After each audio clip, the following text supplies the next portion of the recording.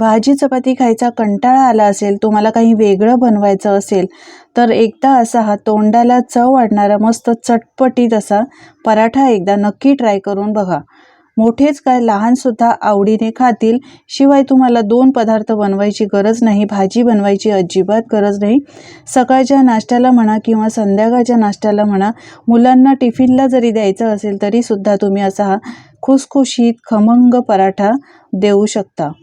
चला तर तुम्ही सुद्धा एकदा हा चटपटीत वेगळ्या चवीचा पराठा नक्की बनवून बघा. हा पराठा बनवण्यासाठी मिक्सिंग बाउल घेतलाय. यामध्ये 1 वाटी गव्हाचं पीठ घेतलेलं आहे. गव्हाचं पीठ घेताना चाळूनच घ्यायचं. तुम्ही ज्या प्रमाणात पदार्थ हा बनवणार असाल तेवढं गव्हाचं पीठ घ्यायचं. मिक्सिंग बाउलमध्ये मी गव्हाचं पीठ काढून घेतलंय. यानंतर अगदी चिमूटभर मीठ घालायचं. तुम्हाला मीठ चालत नसेल, नाही घातलं तरीसुद्धा चालेल. आता थोडं थोडं पाणी घालून आपण जसं चपातीसाठी पीठ मळतो ना, त्याच पद्धतीने पीठ मळून घ्यायचं. पण लक्षात ठेवा, आपण चपातीसाठी पीठ मळताना थोडंसं मऊसूत मळतो, तर हे पीठ थोडं मऊ नाही मळायचं, घट्टच मळायचं आहे. घट्टसर पीठ मळायचं म्हणजे आपण जो पदार्थ बनतोय तो छान खुसखुशीत बनतो. आता थोडं थोडं पाणी घालायचं आहे आणि अशा पद्धतीने पीठ मळून घ्यायचं आहे. पीठ मळून घेतलं आहे. आता थोडंसं तेल घालूया आणि पुन्हा एकदा व्यवस्थित पीठ चांगलं मळून घेऊया. चपाती करण्यासाठी आपण एकदम मऊसूत पीठ मळतो, तर हे थोडंसं घट्टच मळून घ्यायचं आहे. तुम्ही पाहू शकता मी थोडं घट्टच पीठ मळून घेतलं आहे. आता हे बाजूला ठेवूया. गॅसवर इथे मी पॅन गरम करायला ठेवला आहे. 2 चमचे तेल घालायचं आहे. गॅसची फ्लेम लो टू मीडियम ठेवायची आहे, जास्त फास्ट करायची नाही. यानंतर यामध्ये 1 चमचा जिरं घालायचं. जिरं चांगलं खमंग खरपूस सुगंध यायला लागल्यावर थोडीशी हिंग घालायची. आता इथे मी 2 पातळ चिरून ठेवलेले कांदे घेतलेले आहेत. एकदम पातळ चिरायचे आणि याच्या पाकळ्या आहेत त्या मोकळ्या मोकळ्या करून घ्यायच्या, अख्ख्या ठेवायच्या नाहीत. म्हणजे जसं आपण पातळ कांदा चिरल्या जसे अख्खे राहतात ना, तसे ठेवायचे नाहीत आणि एकदम पातळ चिरून घ्यायचे. तर 2 कांदे मी घेतले. तिथे कांदे घातले, चांगले परतून घ्यायचे. आपल्याला कांदा आहे तो 50% शिजवून घ्यायचा आहे, जास्त पण शिजवायचा नाही. छान कांदा मी परतून घेतला आहे. तुम्ही पाहू शकता ट्रान्सपरंट झाला आहे थोडासा, हलकासा. आता काही मसाले घालूया. पाव चमचा हळद पावडर, यानंतर 1 चमचा लाल तिखट, 1 चमचा भाजलेली धणे आणि जिऱ्याची पावडर घातली आहे, अर्धा चमचा गरम मसाला, अगदी पाव चमचा इथे मी आमचूर पावडर घेतलेली आहे. आमचूर पावडर तुमच्याकडे नसेल तर तुम्ही इथे लिंबाचा रस वापरू शकता. अर्धा चमचा लिंबाचा रस वापरायचा. माझ्याकडे आमचूर पावडर होती म्हणून मी आमचूर पावडर घातली आहे. आता 1 बारीक चिरून घेतलेली हिरवी मिरची घातली आहे. आधी आपण लाल तिखट घातलं होतं, त्यानंतर इथे 1 हिरवी मिरची मी अगदी बारीक चिरून घातली आहे. मुलांना देणार असाल तर तिखटाचं प्रमाण तुम्ही थोडं कमी जास्त करू शकता. 1 चमचा ओवा घेतला आहे, हातावर थोडंसं असं चोळून घालायचं. यानंतर थोडंसं आलं किसून घालूया, यामुळे फ्लेवर खूप छान येतो. किसणीने किसून घाला किंवा तुम्ही ह्याचा ठेचा बनवून घालू शकता. मिरची आणि आल्याचा ठेचा घालून सुद्धा याचा वापर करू शकता. आलं मी छान किसून घेतलं आहे किसणीवर. यानंतर इथे मी बडीशेप आणि धणे, अख्खे धणे असतात ना, ते थोडेसे भाजले होते. भाजून याची जाडसर पावडर करून घेतली आहे, ती 1 चमचा घातली. चवीनुसार मीठ घालायचं. आता सगळं साहित्य व्यवस्थित मिक्स करून घ्यायचं आहे. गॅसची फ्लेम स्लो ठेवलेली आहे, नाहीतर मसाले करपतील आणि याचा फ्लेवरसुद्धा मग चेंज होईल. सगळं व्यवस्थित 1 ते 2 मिनटं मिक्स करून घ्यायचं, म्हणजे कांद्याला सगळे मसाले व्यवस्थित लागले जातात. आता यामध्ये 2 चमचे बेसन घालायचं आहे. यामुळे कांद्याला जे मॉइश्चर येतं ना, पाणी सुटतं ना, ते बेसनमुळे ॲब्झॉर्ब होतं. बेसन शोषून घेतं ते पाणी आणि आपलं हे स्टफिंग आहे ना, ते एकदम कोरडं फडफडीत होतं. छान व्यवस्थित मिक्स करून घेतलं आहे. तुम्ही पाहू शकता कुठेही पाणी दिसत नाही. एकदम हे सारण आहे, आपलं जे स्टफिंग आहे ते एकदम कोरडं छान झालेलं आहे. 2 मिनटं परतून घेतलं आहे. आता गॅसची फ्लेम बंद करायची. गॅसची फ्लेम बंद केल्यानंतर थोडीशी कसुरी मेथी आणि बारीक चिरलेली कोथिंबीर घालायची. पुन्हा एकदा मिक्स करून घ्यायचं. तुम्ही पाहू शकता हे स्टफिंग आहे ते मस्त कोरडं झालेलं आहे. आता हे पूर्णपणे थंड करून घेऊया. तर एका वाटीमध्ये हे स्टफिंग मी काढून घेतलं होतं. हे बघा एकदम कोरडं झालं आहे आणि थंडसुद्धा करून घेतलेलं आहे. या पद्धतीचं आपल्याला स्टफिंग हे बनवून घ्यायचं कांद्याचं. यानंतर आपलं हे पीठ पण छान मस्त थोडंसं सॉफ्ट झालं आहे. हे बघा एकदा चांगलं मळून घेऊया आणि या पिठाचे सारख्याच आकारामध्ये 2 गोळे बनवून घेऊया। हे बघा, थोडेसे मोठेच बनवून घ्यायचे आहेत। आपण मस्त कांद्याचा पराठा बनवतोय। मंडळी, तुम्ही कधी बनवला आहे का? कमेंट करून नक्की सांगा, आणि बनवला नसेल तर या माझ्या पद्धतीने एकदा बनवून बघा आणि तुमचे अनुभव माझ्यासोबत शेअर करा। पिठाचे 2 गोळे बनवून घेतलेले होते, त्यामधला एक गोळा घ्यायचा आहे, त्याला थोडंसं सुकं गव्हाचं पीठ लावायचं। गव्हाचं पीठ लावताना पण जास्त लावायचं नाही, नाहीतर ते पीठ दिसतं। आता जशी पोळी लाटतो ना त्या पद्धतीनेच पोळी लाटून घ्यायची, पण थोडीशी जाड लाटायची आहे। आपण जो गोळा घेतलाय तो जाडच होता। आता पोळी ही लाटून घेतली आहे, ही बघा, अशा पद्धतीने लाटून घ्यायची। एक पोळी लाटून घेतली, दुसरी पोळी सुद्धा लाटून घ्यायची। तर मी दोन्ही पोळ्या आधीच लाटून ठेवल्या, एकदम लाटून ठेवायच्या। हे बघा, दुसरी पोळी सुद्धा लाटलेली आहे। आता ती पोळी बाजूला ठेवली आणि पोलपाटावर जी पोळी आहे ना त्यावर आपण कांद्याचं सारण घालणार आहोत, स्टफिंग घालणार आहोत।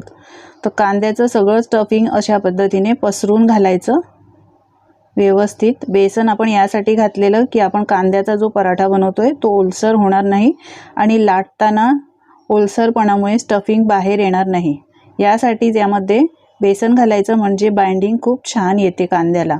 सारण सगळं मी स्टफिंग व्यवस्थित पसरून घेतलंय।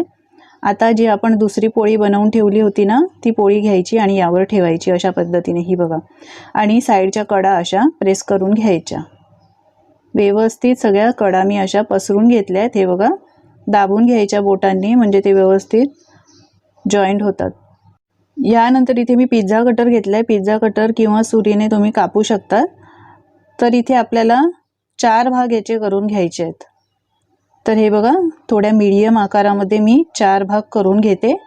पिझ्झा कटरने कसं पटकन कापलं जातंय, पण तुमच्याकडे जाडी सुरी असेल धारदार, त्याने कापले तरी सुद्धा चालेल। आता शेवटचा भाग आहे, शेवटची पट्टी आहे ती उचलायची आहे आणि अशा पद्धतीने ह्याला दुमडून घ्यायचं। हे बघा, स्टफिंग बाहेर येत असेल तर ते व्यवस्थित दाबून घ्यायचं। आता दुसऱ्या पट्टीवर या ठेवायचं आहे आणि अशा पद्धतीने याची रोल करून घ्यायचं।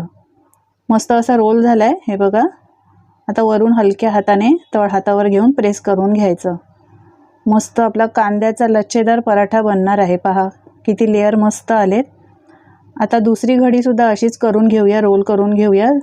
दुसऱ्या लेयरवर ठेवायचं आहे आणि तशाच पद्धतीने व्यवस्थित रोल करून घ्यायचं। तुम्ही बघू शकता आपण जे यामध्ये स्टफिंग भरलेलं आहे त्यामध्ये कुठेही ओलसरपणा जाणवत नाही। याचं कारण असं आहे की आपण कांद्याचं स्टफिंग बनवताना यामध्ये बेसनाचा वापर केला आहे। तर बेसनाचा वापर नक्की करा, म्हणजे तुमचे हे कांद्याचे पराठे मस्त खुसखुशीत सुद्धा होतील, चवीला सुद्धा छान लागतील। आता हे दोन्ही मी कांद्याचे पराठ्याचे स्टफिंग भरून बनवून घेतलेले आहेत। आता एक घ्यायचं आहे आणि त्याला थोडंसं कोरडं पीठ लावायचं आहे गव्हाचं, जास्त सुद्धा लावायचं नाही। हाताने थोडं प्रेस करून घ्यायचं, थोडंसं मोठं करून घ्यायचं। त्यानंतर यावर कलोंजी सीड्स घालायचे आहेत। हे कांद्याचे बिया आहेत। आता तुम्ही याला कांद्याच्या बिया म्हणतात काय म्हणतात कमेंट करून नक्की सांगा। वाण्याच्या दुकानात इझिली मिळतात, दिसायला सुद्धा खूप छान दिसतात यावर। आता थोडेसे पसरून घ्यायचे आहेत। त्यानंतर बारीक चिरलेली कोथिंबीर घालायची आणि कोथिंबीर सुद्धा व्यवस्थित पसरून घ्यायची, म्हणजे हे कांद्याचे पराठे आहेत ते दिसायला खूप सुंदर दिसतात आणि मुलांना काही वेगळं खायला दिल्यासारखं वाटतं आणि त्यांना आवडतात सुद्धा। आता जशी पोळी लाटतो त्याच पद्धतीने लाटून घ्यायची। आता हा पराठा लाटताना थोडासा जाडसरच लाटायचा आहे, तो जाडच असतो, जास्त पातळ करायचा नाही, नाहीतर पराठा फुटला जाईल। व्यवस्थित अशा पद्धतीने हा पराठा लाटून घ्यायचा। कोरडं पीठ जास्त लावायचं नाही, थोडंसं कमीच लावायचं। पहा एक पराठा मी छान लाटून घेतलाय, दिसतोय किती सुरेख बघा। आता हा काढून घेऊया आणि दुसरा पराठा सुद्धा मी याच पद्धतीने रेडी केलाय। दुसरा पराठा सुद्धा सारख्याच पद्धतीने मी लाटून घेते। मंडळी, तुम्हाला माझी रेसिपी जराही आवडत असेल तर प्लीज एक लाईक करायला अजिबात विसरू नका आणि तुम्ही कोणत्या गावातून, कोणत्या शहरातून, कोणत्या राज्यातून माझा हा रेसिपी व्हिडिओ पाहताय हे सुद्धा कमेंट करून सांगायला विसरू नका, म्हणजे मी तुमचे आभार मानू शकेन। पहा दोन्ही पराठे आपले मस्त लाटून झालेत। आता भाजून घेऊया। यासाठी मी गॅसवर तवा गरम करायला ठेवलाय। गॅसची फ्लेम लो टू मीडियम ठेवायची आहे। आपण जशी चपातीसाठी करतो ना तशीच ठेवायची, पण एकदम फास्ट ठेवायची नाही, नाहीतर हा पराठा कच्चा राहील। तूप लावून घ्यायचं आहे तव्याला आणि हा पराठा यावर ठेवायचा। कारण आपण जो पराठा बनवला आहे ना तो थोडासा जाडसर आहे, तर कुठेही कच्चा राहता कामा नये यासाठी लो टू मीडियम फ्लेमवर हा पराठा भाजून घ्यायचा आहे, म्हणजे खुसखुशीत होतो. साईडला थोडंसं तूप सोडलं आहे, कढायाच्या अशा लूज करून घ्यायच्या आणि याला पलटून घ्यायचं. 2 ते 3 मिनटं लागतात हे पराठे बनवायला. छान अगदी भाजून खुसखुशीत तयार होतात. घाई गडबडीच्या वेळी मुलांना तुम्ही सकाळच्या वेळी देऊ शकतात त्यांना टिफिनला, किंवा आयत्या वेळीला काही वेगळं द्यायचं असेल, नुसत्या चपात्याच खाऊन कंटाळत असतील मुलांना, मुलंच काय मोठेसुद्धा, तर या पद्धतीने तुम्ही त्यांना हा कांद्याचा पराठा बनवून देऊ शकता. छान वरून असा दाबून घ्यायचा आहे, म्हणजे व्यवस्थित भाजला जातो, कुठेही कच्चा हा राहत नाही. तुम्ही पाहू शकता काय रंग आलाय, याला मस्त सुरेख रंग आलाय आणि दोन्ही बाजूनी हा पराठा भाजला गेलाय, कुठेही कच्चा अजिबात दिसत नाही. आता काढताना हा जाळीवर काढायचा, म्हणजे याची वाफ जी असेल ना एक्स्ट्राची ती निघून जाते, याला पाणी सुटत नाही. आता दुसराही पराठा याच पद्धतीने भाजायचा आहे. तव्यावर थोडंसं तूप सोडायचं आणि पराठा घालायचा आहे. आजूबाजूला थोडंसं तूप सोडून घ्यायचं, पलटून घ्यायचं आणि दोन्ही बाजूनी छान खमंग खरपूस होईपर्यंत भाजून घ्यायचा. पहा रंग किती सुरेख आलाय. वरून थोडंसं असं टॅप करून घ्यायचं, म्हणजे कुठेही कच्चा असेल ना, कांदा जरी कच्चा राहिला असेल तर तो चांगला भाजला जाईल. तर हा देखील पराठा तुम्ही पाहू शकता मस्त भाजला गेलाय, कुठेही कच्चा नाही. रंग खूप सुरेख आलाय, सुगंधसुद्धा खूप मस्त येतोय. पहा जाळीवर काढून घेऊया. नेहमीचे चपात्या इडली डोसा खाऊन जर तुम्हाला कंटाळा आला असेल आणि वेगवेगळे पराठे खायची काही इच्छा असेल, एकाच प्रकारचे पराठे खाऊनसुद्धा तुम्हाला कंटाळा आला असेल, तर एकदा या माझ्या पद्धतीने तुम्ही हा कांद्याचा पराठा नक्की बनवून बघा. लहान मुलं तर आवडीने खातीलच, पण मोठेसुद्धा 100% आवडीने खातील. थोडंसं याला तूप लावून घेतलं आहे, म्हणजे खायला खूप भारी लागतो हा पराठा. पहा किती सुरेख झाला आहे. तुम्हाला एक पराठा दाखवते बघा. खूपच खुसखुशीत असा हा पराठा झालेला आहे. बराच वेळ असाच हा खुसखुशीत राहतो. मुलांना टिफिनमध्ये बनवून द्या तुम्ही, ते नक्कीच टिफिन संपवूनच येतील. आयत्या वेळी झटपट तुम्ही हे स्टफिंग बनवून ठेवू शकता आणि पटकन आयत्या वेळी असा पराठा बनवून देऊ शकता.